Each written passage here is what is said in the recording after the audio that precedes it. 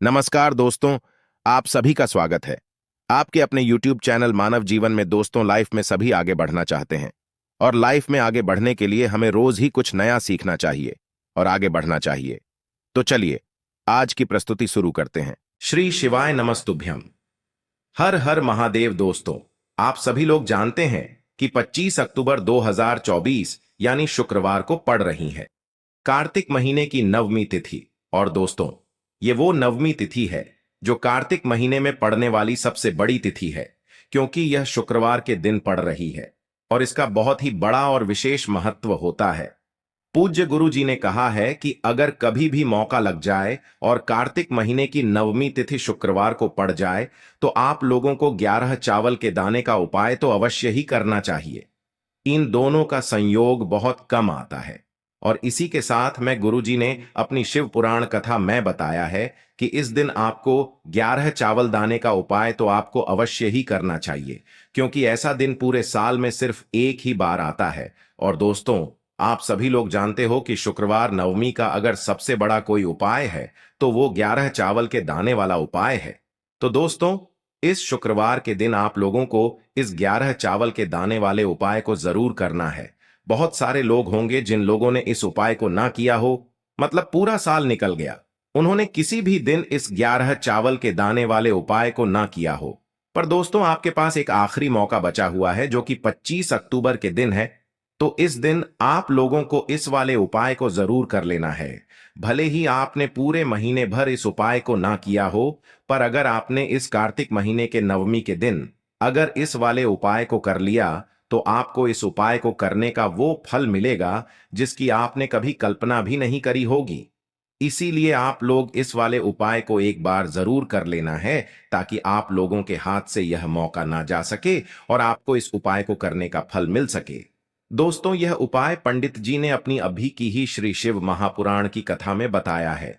जिस उपाय को आज हम आपको बहुत अच्छे से समझाने वाले हैं, इस वीडियो को देखने के बाद इस उपाय को समझने के लिए आपको कोई और वीडियो को देखने की जरूरत नहीं पड़ेगी। तो चलिए दोस्तों, उपाय को शुरू करते हैं। देखिए, यह इस कार्तिक महीने के नवमी तिथि के दिन यह इतना खास होता है, इतना महत्वपूर्ण होता है।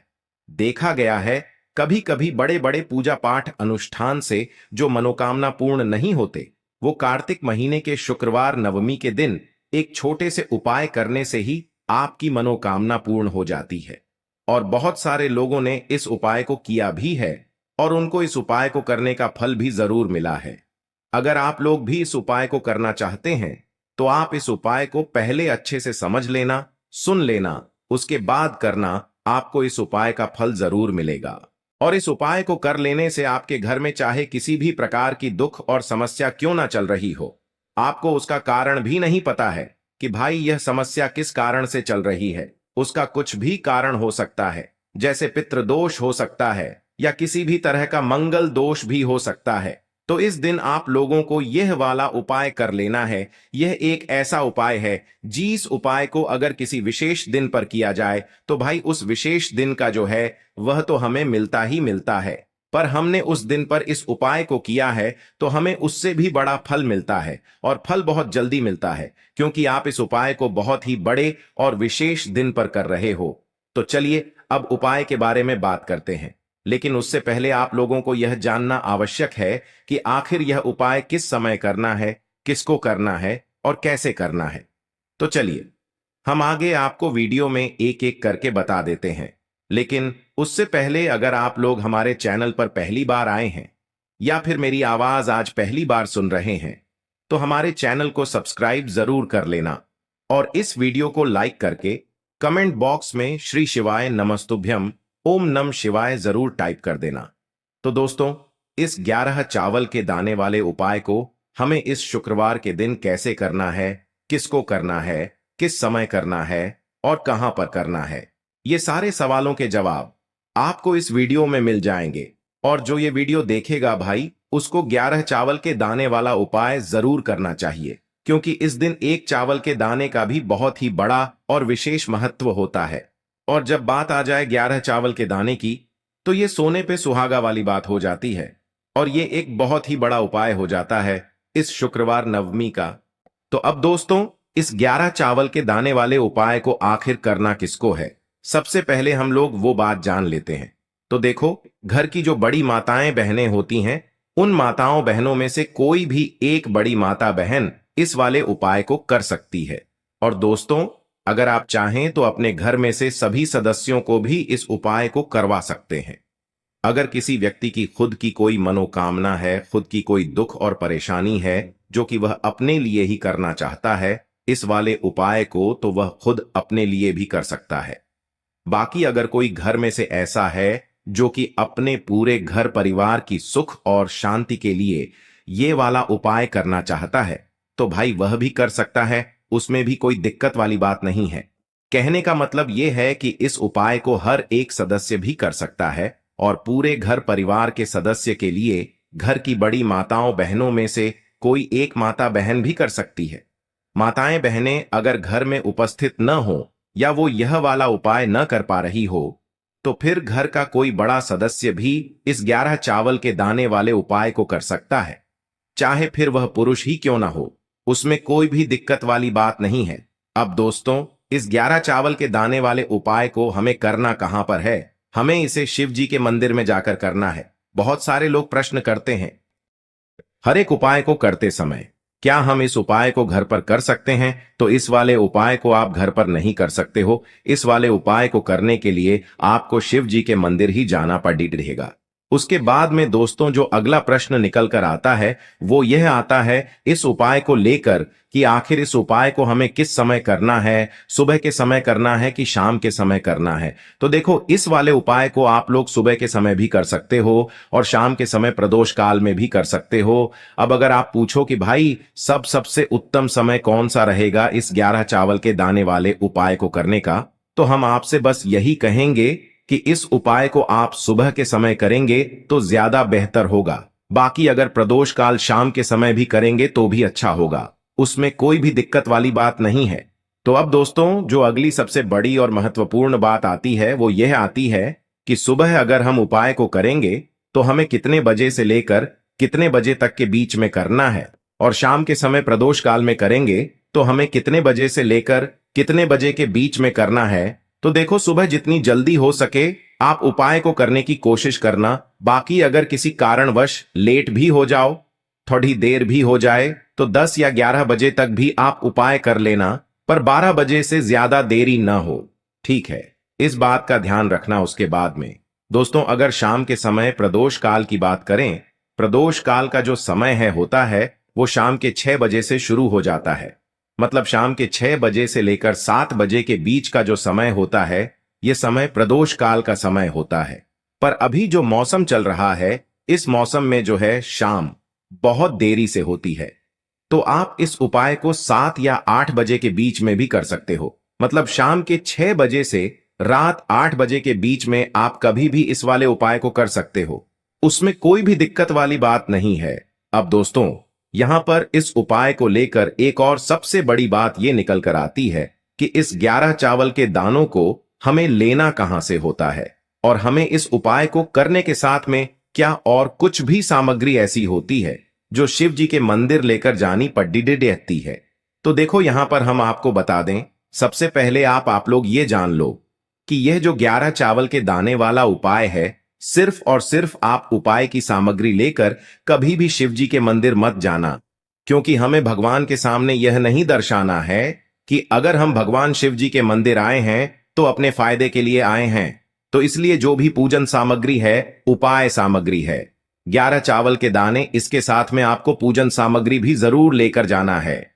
देखो, अगर सुबह के समय उपाय कर रहे हो तो सीधी सी बात है, 1 लोटा जल तो आप लेकर जाओगे ही जाओगे। वही 1 लोटा जल अगर मिट्टी का जल हो तो बहुत अच्छा रहेगा। मिट्टी का जल कैसे बनाया जाता है, इसके लिए हमने पहले से बहुत सारी वीडियोस बना दी है। आपके पास इस दिन एक आखिरी मौका रहेगा मिट्टी का जल शिव जी पर चढ़ाने का और उपाय को करने का। बहुत बड़ा आपको इस दिन फल मिलेगा। तो इसलिए इस दिन हो सके तो भाई मिट्टी का जल चढ़ाना, तो अपने साथ में कम से कम 1 लोटा जल तो आपको लेकर जाना ही जाना है। अगर मिट्टी का जल नहीं है तो घर का जल भी आप इस्तेमाल कर सकते हो। इसके अलावा जो भी पूजन सामग्री है, देखो 11 चावल के दाने, ये अलग आपके रहेंगे और जो आपकी पूजन सामग्री रहेगी वो अलग रहेगी। पूजन सामग्री में आप जो भी चीज लेकर जाना चाहे वो लेकर जा सकते हैं, उसमें कोई भी दिक्कत वाली बात नहीं है। वहीं अगर हम बात करें शाम के समय की, तो शाम के समय शिव जी पर जल नहीं चढ़ता है, इसीलिए शाम के समय आप लोग एक दीपक तैयार कर लें जो कि गोल बत्ती का, आटे का, शुद्ध देसी गाय का घी का होगा, है ना। इस बात का आप लोगों को ध्यान रखना है और इस दीपक को आपको घर से जलाकर नहीं लेकर जाना है, भगवान शिव जी के मंदिर में जाकर ही जलाना है। इस बात का भी आप लोगों को ध्यान रखना है। अब दोस्तों यहां पर हमें इस बात को समझना है कि यह 11 चावल के दाने हमें लेना कहां से है। क्या हमें दुकान से लेकर आना है या हमें अपने घर से लेना है या कहां से लेकर आना है और कौन से चावल लेना है, क्योंकि चावल भी बहुत प्रकार के होते हैं। तो देखो इन सभी सवालों के जवाब आप लोग एक बात में सुन लो कि भाई ये जो उपाय है, इस उपाय में आपको ये नहीं देखना है कि भाई कौन से चावल है कौन से चावल नहीं है। बस जो भी चावल ले रहे हो वो चावल का दाना सबूत होना चाहिए, मतलब साबुत होना चाहिए, टूटा हुआ नहीं होना चाहिए, कटा पिटा नहीं होना चाहिए। ये बात आपको ध्यान रखना है। बाकी आपका चावल बासमती हो या सादा चावल हो या कोई सा भी चावल हो, उसमें कोई भी दिक्कत वाली बात नहीं है। तो सीधी सी बात है कि आपके घर के रसोई घर में जहां पर आप भोजन बनाते हो, वहां पर जो भी चावल आपके उपस्थित हो, उन चावलों में से अपनी एक कटोरी भर लेना या एक मुट्ठी चावल अलग से निकाल कर रख लेना, क्योंकि हम 11 चावल ही यहां पर इस उपाय में लेने वाले हैं, तो हमें यह चावल के दाने गिनकर निकालने पर डढ़ेंगे। इस बात का आप लोगों को ध्यान रखना है। तो अपने उस चावल की कटोरी में से या चावल में से 11 ऐसे चावल के दाने आप लोग निकाल लो जो कि टूटे हुए ना हो, कटे पिटे ना हो, जिनमें कोई दाग ना लगा हुआ हो, है ना। अच्छे साबुत चावल के दाने 11 दाने आप लोग निकाल कर रख लो और इन्हें किसी भी एक कागज की पुड़िया में या किसी एक छोटी सी कटोरी में आप लोग रख लो, ताकि यह सुरक्षित रहे, आपके एक भी चावल का दाना इधर उधर ना हो और आपका उपाय भी पूरा अच्छे से हो जाए। तो भाई जैसे ही आपका उपाय की जो सामग्री है 11 चावल के दाने ये तैयार हो जाते हैं, उसके बाद मैं आपको जो भी अपनी पूजन सामग्री है सुबह के समय कर रहे हो, तो एक लोटा जल या पूजन सामग्री जो लेकर जाना चाहो उसकी भी तैयारी कर लेना। और शाम के समय जा रहे हो तो भाई अपना जो दीपक है उसे तैयार कर लेना, ठीक है। और उपाय को करते समय शुद्धता का विशेष रूप से ध्यान रखना, ठीक है। सुबह सुबह स्नान करने के बाद ही उपाय को करने की आप लोग तैयारी करना। उसके बाद अगर शाम के समय की बात करें तो शाम के समय आपको स्नान करने की जरूरत नहीं है, पर शुद्धता का ध्यान रखना है। आपको स्नान तो नहीं करेंगे, आप हाथ मुंह धोकर भी इस वाले उपाय को शाम के समय प्रदोष काल में कर सकते हैं, इसमें कोई दिक्कत वाली बात नहीं है। तो आप अपने उपाय की पूरी सामग्री तैयार करके आपके पास ही में जो आपका शिव मंदिर हो वहां पर पहुंच जाइए। सबसे पहले शिव मंदिर में जाकर आप लोगों को उपाय नहीं करना है, पहले भगवान के दर्शन करना है, भगवान से आशीर्वाद प्राप्त करना है, फिर शिव जी की शिवलिंग के पास में आना है। शिवलिंग के पास में आने के बाद आप जो पूजन सामग्री लेकर आए हुए हैं, जैसे कि सुबह गए हुए होंगे तो एक लोटा जल और जो भी पूजन सामग्री लेकर आए हैं आप उनसे भगवान शिव जी की पूजन कीजिए। सबसे पहले तो एक लोटा जल ही चढ़ेगा, उसके बाद में आपकी पूजन सामग्री चढ़ेगी। उसके बाद में अगर दोस्तों शाम के समय अगर आप इस उपाय को कर रहे हो तो अपने साथ में कम से कम एक जो दीपक है गोल बाती का जो आप अपने साथ में लेकर गए हो, उस दीपक को मंदिर में जाकर अपनी माचिस से जलाना है और उस दीपक को शिवलिंग के पास में रखना है, ठीक है। इस दीपक को रखने के बाद ही आप लोगों को अपना ये वाला उपाय शुरू करना है। और दीपक को ज्यादा पास में मत रखना, वैसे भी गर्मी पड़ रही है, भगवान शिव जी को आंच नहीं लगनी चाहिए, है ना। तो भाई जैसे ही आपकी पूजा अर्चना हो जाती है, आप भगवान शिव जी को प्रसन्न कर लेते हैं, उसके बाद में शिवलिंग के पास ही में आप कहीं पर बैठ जाइए, सामने या आसपास जिस जगह पर आपको बैठना हो वहां पर बैठ जाइए और अपने वह 11 चावल के दाने अपने सामने निकाल कर रख लीजिए, क्योंकि अब यहां पर उपाय को यहां पर करने की आपको तैयारी करना है। और इस तरीके से जब आप उपाय करेंगे, पूजन सामग्री करने के बाद, पूजन अर्चना करने के बाद, तो आपको उपाय का फल बहुत जल्दी और बहुत बढ़ा होकर मिलेगा। तो अपने 11 चावल के दाने अपने सामने निकाल कर रख लेना। और यह जो उपाय है यह आपकी सीधे हाथ की हथेली से होगा, इसलिए इस बात का भी विशेष रूप से ध्यान रखना है।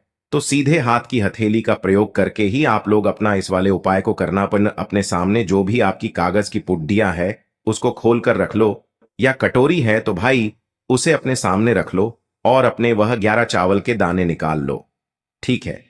उसके बाद में दोस्तों अब आपको क्या करना है कि शिवलिंग आपके सामने होगी, तो आपने वह 11 चावल के दाने एक एक करके आपको शिव जी के शिवलिंग के ऊपर चढ़ाना है। कहां पर चढ़ाना है? शिवलिंग के ऊपर चढ़ाना है, और कहीं पर भी नहीं चढ़ाना है।